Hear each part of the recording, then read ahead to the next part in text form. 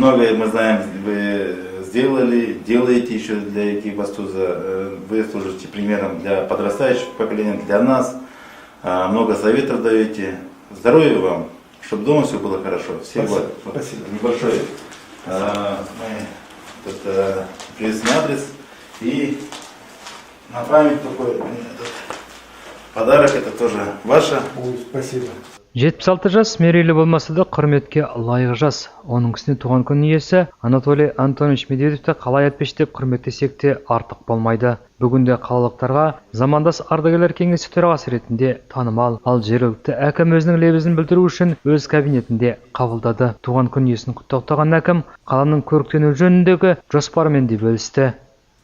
Сегодня мы меняем здесь, у нас на 1 600 000 мы меняем тепло.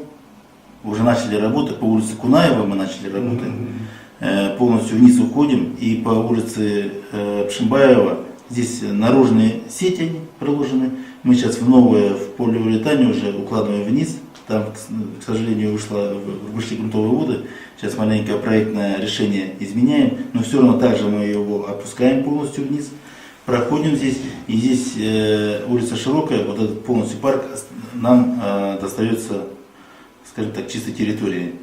Көптеген үлкендеріміз зейнеткерлікке шыққасын ауруға бой алдырады. Мамандар оны жүріп қалған адамның бірден отырып қалуымен бойындағы қуатын ешқайда жұмсамайтындықтан деп сендіреді. Бұл сөздер Анатолий Антоновичке айтылмайды. 6 жыл бұрын ардагерлер кеңесін басқаруға келісімін берді. Және өз замандастарымен тек мейрамдарда ғана кездеспей, жай ғана көңіл көтеру үшін кездесіп тұру керек деп есептейді. Ал ардагерлер кеңесі жеке шаңырақ көтергелі бері аталарымыз бен әжелеріміздің шығармашылығын дамытуға үлкен жағдайлар жасалды. Олар музыкалық аспаптарда ойнап, ән салып, қолөнермен айналысады. Көпшілігі өзінің бойында осындай таланттары бар екендерін осы ардагерлер кеңесінде ашты деуге болады. Бұның бәрі әрине төрағаның жұмысының нәтижесі. Және ол осы күні әкімнің айтқан сөздерін мұқият тыңдап, қоштап отырды. Одну площадь такую хотим сделать.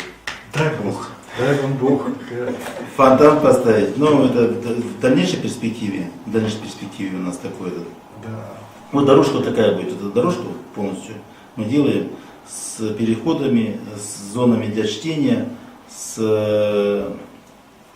может быть, фонтаны какие-то будут, дорожки такие, ну это усложненная маленькая конструкция. Сонымен қатар Қайрат Теміршойтұлы Павлодар облысының әкімі Солнечный кентінде есік терезелері үңірейіп тұрған үйлерді қалпына келтіру үшін 170 миллион теңге қаржы бөлгенін атап өтті. Сондықтан энергетиктер кентінде қоныс тойын тойлаушылар саны көбейеді деп күтуге болады. Ал Анатолий Антонович Медведевті біз де туған күнімен құттықтаймыз.